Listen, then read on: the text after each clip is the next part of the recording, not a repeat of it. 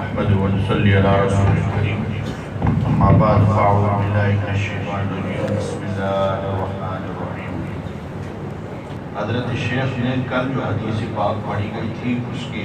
فائدے میں لکھا ہے، فرماتے ہیں حضرت مولانا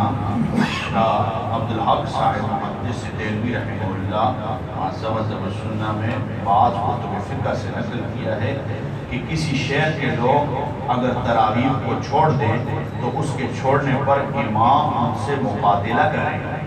یعنی تراویح اگر کوئی چھوڑ دے تو بادشاہ وقت جو ہوگا، جس کے پاس عہدہ ہوگا، قاضی ہوگا، تو ان سے کیا کرے، حکم دے مقاتلہ کا، اس لیے کہ انہوں نے سنت رسول اللہ کو چھوڑ دیا ہے۔ اس جگہ خصوصیت سے ایک بات کا لحاظ رکھنے کی ضرورت ہے، وہ یہ کہ بہت سے لوگوں کا خیال ہوتا ہے کہ جلدی سے کسی مسجد میں 8-10 دن میں کلام مجید سن لیں پھر چھٹی کر لیں گے۔ یہ خیال رکھنے کی بات ہے کہ یہ دو سنتیں الگ الگ ہیں۔ تمام کلام اللہ شریف کا تراویح میں پڑھنا یا سننا یہ مستقل ایک سنت ہے، اور پورے رمضان شریف کی تراویح مستقل ایک دوسری سنت ہے، یعنی سنت قرآن کا سننا یا سنانا یہ الگ سے سنت، اور تراویح پورے رمضان پڑھنا یہ الگ سے سنت ہے۔ بس اس صورت میں ایک سنت پر عمل ہوا اور دوسری رہ گئی۔ البتہ جن لوگوں کو رمضان مبارک میں سفر وغیرہ یا کسی اور وجہ سے ایک جگہ تراویح پڑھنی مشکل ہو، ان کے لیے تو مناسب ہے کہ اول قرآن شریف چند روز میں سن لیں تاکہ قرآن شریف ناقص نہ رہے، پھر جہاں وقت ملا اور موقع ہوا وہاں تراویح پڑھ لیں، کہ قرآن شریف بھی اس صورت میں ناقص نہیں ہوگا اور اپنے کام کاج کا بھی حرج نہ ہوگا۔ حضور پاک صلی اللہ علیہ وسلم نے روزہ اور تراویح کا ذکر فرمانے کے بعد عام فرض اور نفل عبادات کے اہتمام کی طرف متوجہ فرمایا کہ اس میں ایک نفل کا ثواب دوسرے مہینوں کے فرائض کے برابر ہے۔ جو ایک نفل، ابھی 2 نفل پڑھے نا سب نے، الحمدللہ جن کو اللہ نے نصیب کر دیے، گویا کہ باقی دنوں میں رمضان کے علاوہ آپ نے یہ 2 فرض ادا کر لیے، کتنا بڑا ثواب ہے۔ اور آگے فرمایا کہ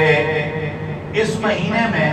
اگر ایک نفل کا ثواب دوسرے مہینوں کے فرائض کے برابر ہے اور اس کے ایک فرض کا ثواب اس مہینے کے ایک فرض کا ثواب دوسرے مہینوں کے 70 فرائض کے برابر ہے،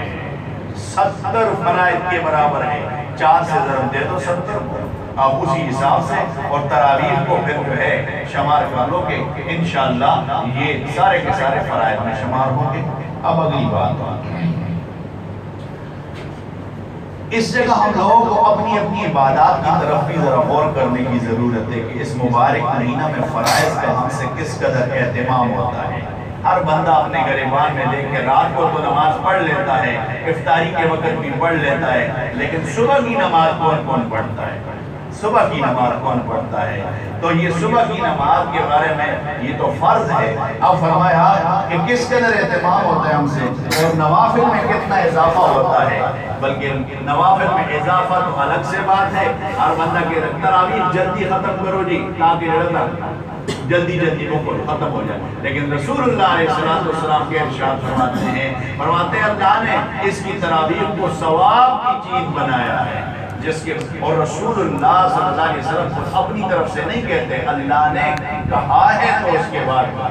کہ یہ ثواب کی چیز ہے۔ تکلیف ہے، اللہ کو ترس آئے گا، اللہ کو رحم آئے گا، اللہ کو جو ہے ہماری یہ چلنے اور پھرنے سے اور ہمارے سارا دن کام کرنے کے بعد تراویح میں کھڑے ہونے پر ترس آئے گا، اور اوپر سے فیصلہ کر دے گا، اے میرے بندوں، اے میرے غلاموں، اے مجھے ماننے والوں، میرے رسول کا جو ہے کلمہ پڑھنے والوں، ہم نے تمہیں معاف کر دیا۔ تم اتنی تکلیف کے ساتھ آتے ہو پھر بھی کھڑے رہتے ہو، پاؤں میں درد ہو جاتا ہے، ایڑیوں میں درد ہو جاتا ہے، کھڑے بندہ جو کھڑے رہتا ہے، اب پھر بھی اللہ کا کلام سن رہا ہے۔ تو فرمایا کہ یہ بندہ جو ہے کتنی نوافل میں اضافہ کرتا ہے، ہر بندے کو اپنی گریبان میں جو ہے دیکھنا چاہیے۔ فرائض میں تو ہمارے اہتمام کی یہ حالت ہے کہ سحری کھانے کے بعد جو سوتے ہیں، سحری کھانے کے بعد عموماً لوگ سو جاتے ہیں، تو اکثر صبح کی نماز ہی پیدا ہو جاتی ہے، اور کم از کم جماعت تو اکثروں کی فوت ہی ہو جاتی ہے۔ گویا سحری کھانے کا شکریہ ادا کیا کہ اللہ کے سب سے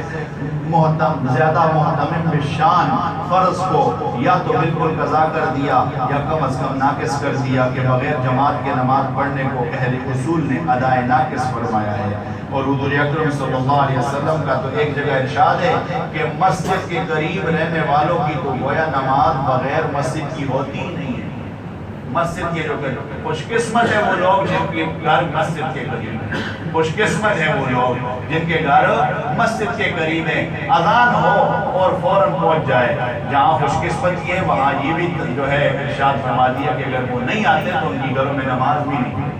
نماز بھی گھروں میں نہیں ہوتی۔ تو اللہ پاک نے جو ہے یہ ایک قسمت میں لکھے جس کے گھر مسجد کے قریب ہو تو کوشش کرے صبح کی نماز میں پہنچے، ظہر کی نماز میں پہنچے، عصر کی نماز میں پہنچے، مغرب میں پہنچے اور عشاء میں پہنچے، تراویح پڑھے۔ اللہ رب العزت اس کے اوپر سے فیصلے فرمائے گا۔ اور پھر فرمایا روزے دار کا روزہ افطار کرا دیا، روزے دار کا روزہ جس نے افطار کرا دیا، اللہ اپنے نبی صلی اللہ علیہ وسلم کی زبان مبارکہ سے کھلوا رہے ہیں، جس نے روزے دار کو صرف ایک گھونٹ پانی پلا دیا، اللہ میرے حوض سے اس کو ایسا پانی پلائیں گے کہ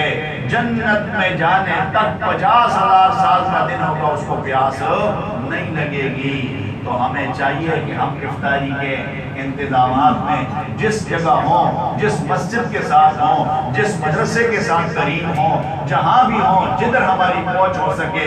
جس غریب کو دیکھیں وہاں افطاری کا سامان پہنچانے کی کوشش کریں۔ اور ساتھ میں یہ یاد رکھیں افطاری کا وہ سامان لے کے جائیں جو چلتا ہے وہاں پہ، جو کھایا جاتا ہے۔ ایسا نہ ہو آج کل آپ لوگوں کو معلوم ہے کسی جگہ بھی سیب کھایا نہیں جاتا، ناک اور سیب کھائی نہیں جاتی، اس لیے کہ اور فروٹ بہت زیادہ پڑا ہوتا ہے۔ وہ چیز لے کے جاؤ، انگور لے کے جاؤ، مالٹا لے کے جاؤ، گرما لے کے جاؤ اور اسی طریقے سے جو ہے تربوز لے کے جاؤ، تو انشاءاللہ کھجور لے کے جاؤ، اچھی والی کھجور لے کے جاؤ، تاکہ کوئی مسلمان کھائے گا تو دل سے اس کی دعا نکلے کہ یہ کس نے جو ہے اللہ کے راستے میں اس کو خرچ کیا ہے۔ اور پھر دوسری بات شربت پلائے، رمضان المبارک میں شربت کے لیے انتظامات ہو، اعلیٰ قسم کا شربت ہونا چاہیے، ناقص قسم کا شربت نہیں ہونا چاہیے۔ اللہ کے لیے روزہ رکھا ہے، جب وہ پیے گا اس کے دل پہ لگے گا تو دل سے نکلے گا الحمدللہ، اور اس الحمدللہ کا ثواب جس نے پلایا اس کو بھی اللہ نصیب فرمائے گا۔ اور پھر قیامت کے دن اللہ رب العزت اس کو ایسا پانی پلائیں گے، وہ حضور انا اعطیناک الکوثر جس کے بارے میں اللہ نے ارشاد فرمایا، وہ تو میرے نبی کو ایک انعام کے طور پہ اللہ نے دیا ہے۔ اور تسلی کے لیے جب کافروں نے طعن و تشنیع کی، اے میرا نبی آپ کیا غم کھاتے ہیں، ہم نے تو آپ کو اتنی بڑی چیز عطا کی ہے کہ آپ کی ساری امت اس سے سیراب ہوگی، ساری امت سیراب ہوگی، اتنی بڑی چیز ہم نے آپ کو عطا کی ہے۔ تو اللہ پاک ہمیں بھی روزے داروں کو روزہ افطار کرانے کی توفیق نصیب فرما دے۔ سبحان اللہ اشهد ان لا اله الا انت نستغفرك ونتوب اليك اللهم احسن عاقبتنا في الامور كلها واجرنا من خزي الدنيا وعذاب الاخره يا رب العالمين اللهم ربنا اتنا في الدنيا حسنه وفي الاخره حسنه وقنا عذاب النار وقنا عذاب القبر وقنا عذاب الحشر وقنا عذاب الميزان يا عزيز يا غفار يا رب العالمين اللهم اجرنا من النار اللهم اجرنا من النار اللهم اجرنا من النار اللهم ايمانا بك وتصديقا بكتابك ووفاء بعهدك يا رب العالمين اللهم اغفر لنا اللهم اغفر لنا للمؤمنين والمؤمنات والمسلمين والمسلمات الاحياء منهم والاموات والمسلمين قريب مجيب الدعوات يا رب العالمين اللهم استرنا بسترك الجميل اللهم استرنا بسترك الجميل اللهم انك عفو كريم تحب العفو فاعف عنا يا كريم يا رحيم يا الله وصلى الله تعالى على خير خلقه محمد وعلى اله وصحبه اجمعين برحمتك يا رب